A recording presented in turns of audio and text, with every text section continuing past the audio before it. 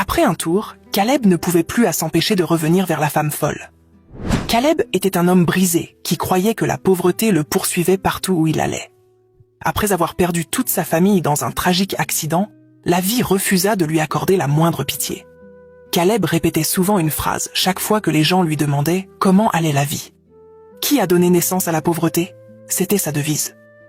Caleb ne comprenait plus la vie. Il se battait chaque jour. Il cherchait du travail partout. Il suppliait. Il disait même aux gens qu'il travaillerait gratuitement. Parfois, il leur demandait seulement de lui donner à manger. Malgré cela, on le refusait toujours. « Va-t'en, nous n'avons pas de travail pour toi. Reviens une autre fois. » C'étaient les réponses que Caleb entendait encore et encore. Il dormait affamé de nombreuses nuits. Il marchait sur de longues distances sans destination précise. Ses vêtements étaient vieux, ses chaussures usées, son visage toujours fatigué. Pourtant, une chose chez Caleb ne changeait jamais. Il aimait les femmes, les belles femmes.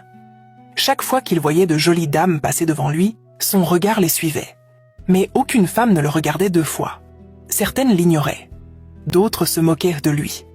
D'autres encore l'insultaient. Caleb essayait à sa manière. Chaque petit billet qu'il obtenait, il le donnait à une femme, espérant qu'elle l'accepterait.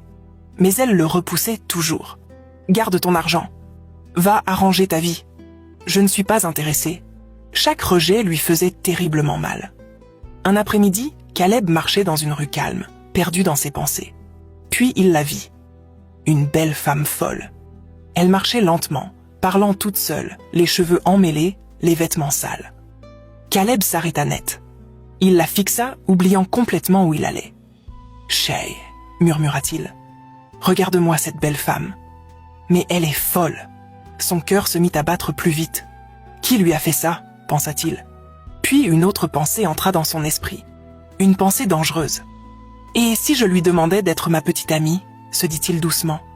Ou mieux encore, « Et si je faisais semblant d'être fou moi aussi, pour qu'on se comprenne ?» Il regarda autour de lui. « Toutes les femmes de ce village ne veulent pas de moi, » continua-t-il dans sa tête. « Mais cette femme folle, elle ne me rejettera pas. » Caleb resta là, la regardant s'éloigner. Il ne savait pas que cette seule pensée allait changer sa vie à jamais. Le lendemain, Caleb retourna exactement à l'endroit où il avait vu la femme folle. Il resta là du matin jusqu'au soir, affamé et faible, mais il ne partit pas. Il espérait la revoir. Alors que le soleil commençait à se coucher, il la vit. Elle marchait lentement, parlant toute seule, exactement comme la veille. Le cœur de Caleb bondit. Il la suivit discrètement, gardant une certaine distance. Il l'observa jusqu'à ce qu'elle s'arrête près d'un bâtiment abandonné. Elle sortit de vieux vêtements et des cartons, les arrangea soigneusement, puis s'allongea. Caleb hocha la tête. « Donc c'est ici qu'elle dort » murmura-t-il. Il se retourna et rentra dans sa petite chambre. Le jour suivant, la chance lui sourit. Quelqu'un engagea Caleb pour nettoyer un petit champ. Il travailla du matin jusqu'au soir.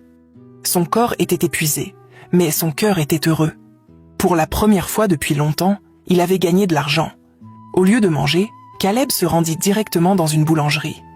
Il acheta un petit gâteau et une bouteille de yaourt. Son ventre était vide, mais il l'ignora. Il marcha rapidement jusqu'à l'endroit où la femme folle restait. Quand elle le vit, Caleb lui fit signe et sourit. À sa grande surprise, elle lui rendit son sourire et lui fit signe aussi. Caleb s'arrêta net. « Elle m'a souri », pensa-t-il. « Ce n'est pas une folle agressive. » Il s'approcha et lui donna le gâteau et le yaourt. Elle les prit rapidement et se mit à manger aussitôt, comme quelqu'un qui n'avait pas mangé depuis longtemps. Caleb resta là à la regarder. Ce qui se passa après qu'elle eut terminé le gâteau et le yaourt est une histoire que nous ne pouvons pas raconter maintenant. Quand Caleb rentra dans sa petite chambre ce soir-là, il souriait. Il s'allongea sur son lit, souriant comme quelqu'un qui avait enfin réussi dans la vie. « C'est comme ça que les femmes folles sont douces ?» se dit-il. « Merci mon Dieu, comme le porridge qui m'a fini. » Le lendemain, Caleb revint encore. Cette fois, il apporta des bonbons. Elle les prit avec joie et ils se retrouvèrent encore. Après le 3e jour, les choses commencèrent à changer pour Caleb.